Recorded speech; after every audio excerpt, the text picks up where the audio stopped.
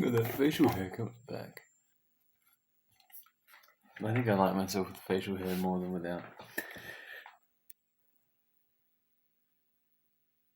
14 days to go. We're in the final week. Final 2 weeks leading up to the biggest event of my life. Obviously, still yet to get a haircut. 93 kilos is what I'm clocking in at. The time of recording of this video is about midnight. I've still got probably about an hour's-ish work to do after this, but I figured I would actually film this earlier just so that you can get me while I'm a bit more coherent before my brain falls apart.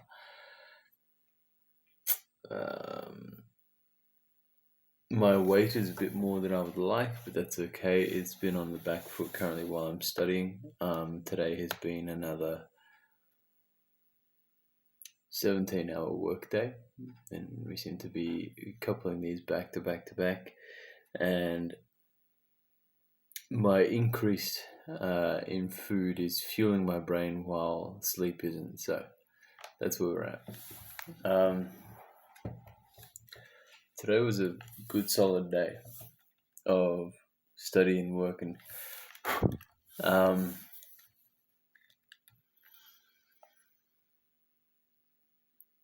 confronting just how great the sheer size of my ego is. The ego is so funny. It's very tricky. Like, you can think you're confronting your ego, and you think you can be battering it down and getting on top of it, only to find out that you are fighting this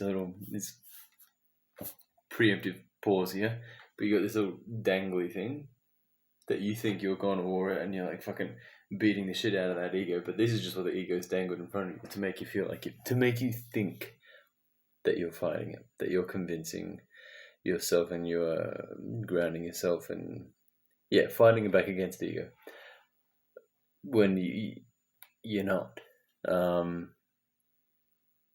So that was the theme today for me with my coach, addressing ego and the sheer size of it, and how my ego is very, very big, and it has gotten in the way, and that's why I'm in the position that I'm in now, where I'm having to work 18-hour days to try and catch up.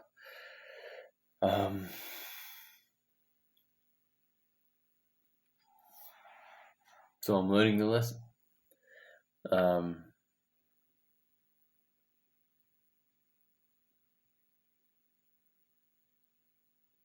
I feel good. I feel in a good mental space. I think my body is responding well. I'm doing more stretches, more rest and recovery type stuff, seeing as the bottom half of me has started to seize up. I am a little unwell at the moment, so I'm on antibiotics for stuff that I won't reveal to you guys because it's personal. But I'm doing well.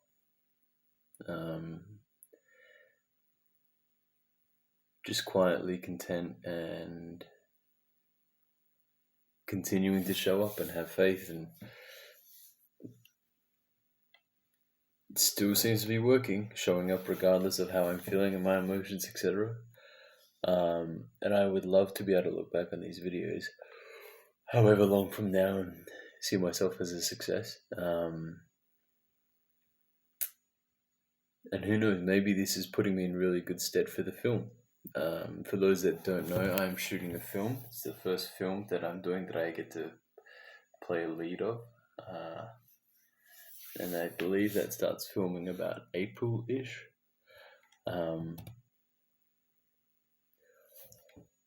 Sorry, I'm just so tired. I feel like half these fucking videos are just gonna be me yawning.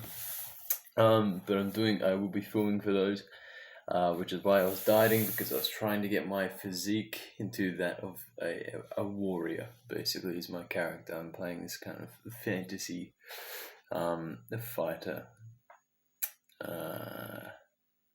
So I wanted to have like a fighter's body.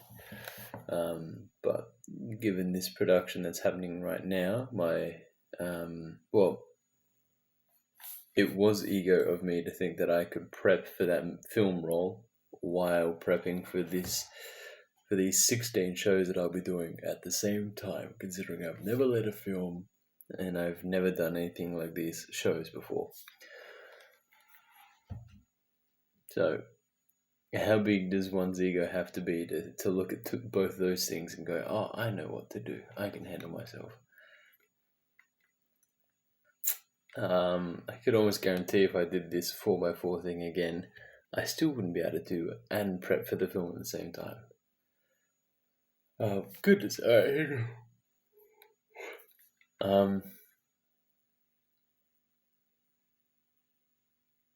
I've been paying a lot of attention to thoughts and the relationship it has to how I perceive the world, and how those who are incredibly successful face the same obstacles that I do, but it's almost like those obstacles are invisible for them. Or is it the fact that they are only obstacles because I see them as obstacles? Then every time, it's like traffic lights. The ultra successful only see green lights, so they keep moving. But I keep seeing red lights, so I keep stopping, even though we go through the same set of lights.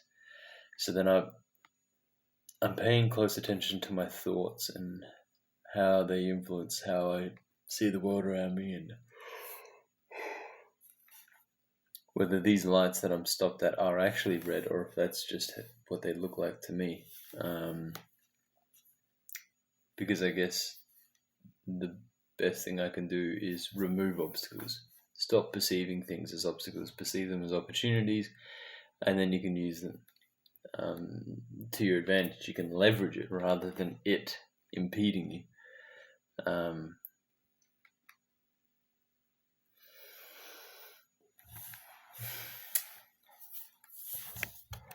I feel comfortable in my skin. I feel like I am getting better and better each day. This is another 5% better day. I'm incredibly sorry for yawning. I'm really sorry. I don't mean to. And I know it must be very boring for you. But I'm getting better at confronting fear. Because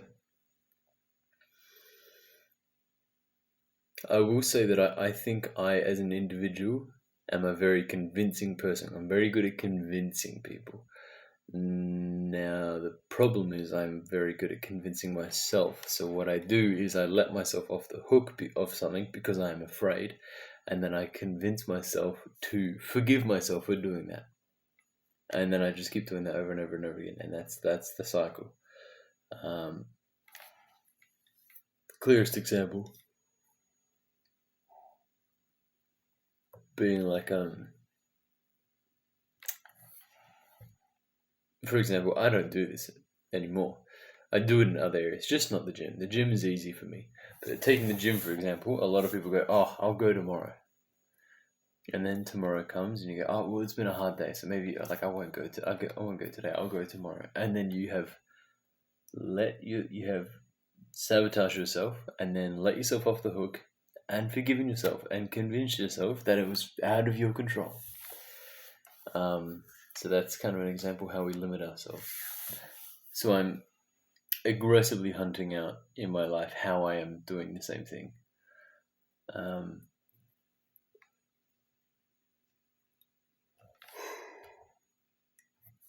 It's a process. At the end of the day, I showed up.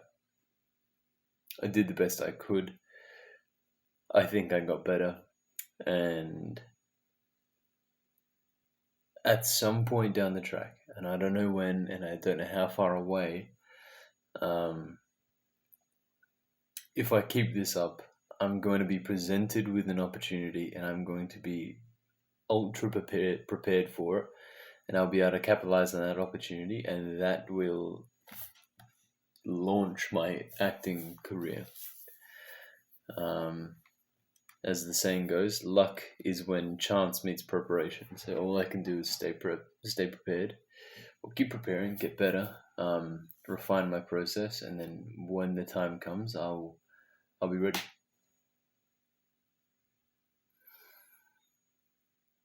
And the more I get to know myself, and the more I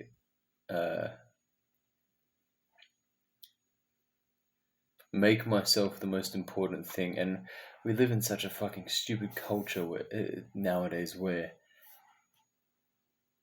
you're looked at and frowned upon as selfish or narcissistic for prioritizing yourself. There is only one person on earth you will ever spend 24 hours of every day of your entire life with, and that is yourself. So why in the world would you ever not make yourself the most important thing? So I have made myself the most important thing, and I want to act. So I'm going to listen to myself and give myself every opportunity to act. As long as I'm not impeding the quality of life of someone else, I feel like that's perfectly fine.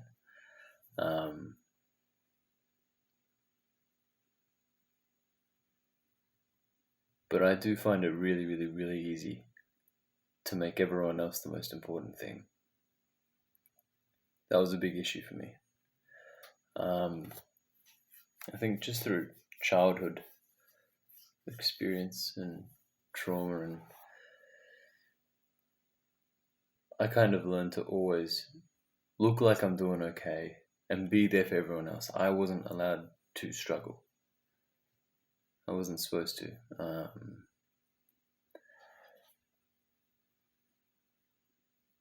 So I had to be this invincible, unhurtable guy that was there for everyone else and couldn't bear the weight for everyone else. And I guess I'm in my softy era where I'm looking at myself as this, as a little kid who is very fallible, makes a lot of mistakes, and he needs a lot of guidance and a lot of support and a lot of love and a lot of reassurance, and I can give myself all of those things. He's very fragile, and I need to take care of him. And when I do that and I prioritize him, then he will flourish. And all of those dreams and aspirations that I have had will start to come to fruition. That is what I believe will happen if I continue to prioritize myself and treat myself like a precious object.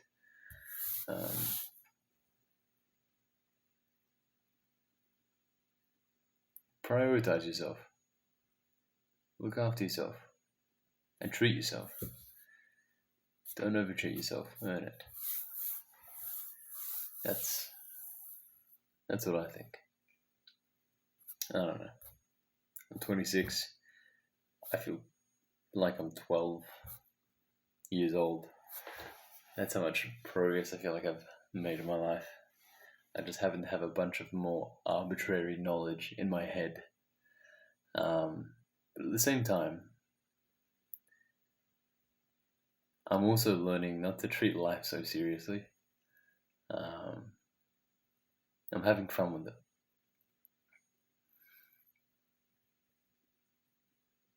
I'm having fun in learning, in pursuing how to become my best self.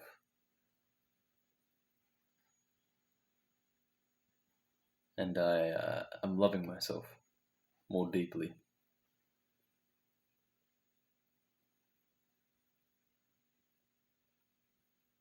Side note, discipline is love.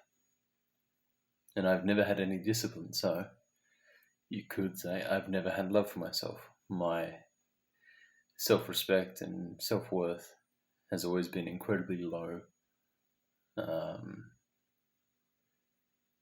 doing things like the Stairmaster and being on the Stairmaster for a day has so strangely felt like love. Like it's felt, I won't say love, but it's felt like a different feeling that I haven't had before. But there's like I feel treasured.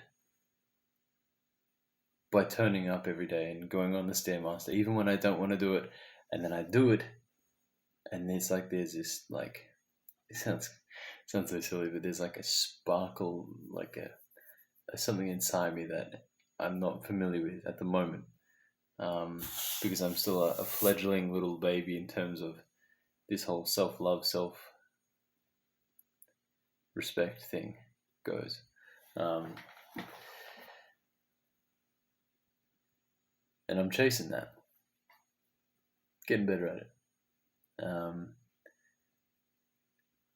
And it is midnight, so I will be demonstrating another act of love to myself and ending the video here and getting on with my work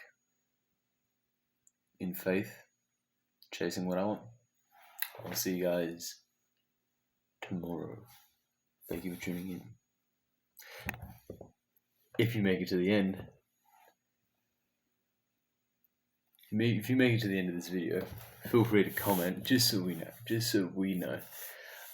who the 1%ers are. I reckon. Sorry for making you wait.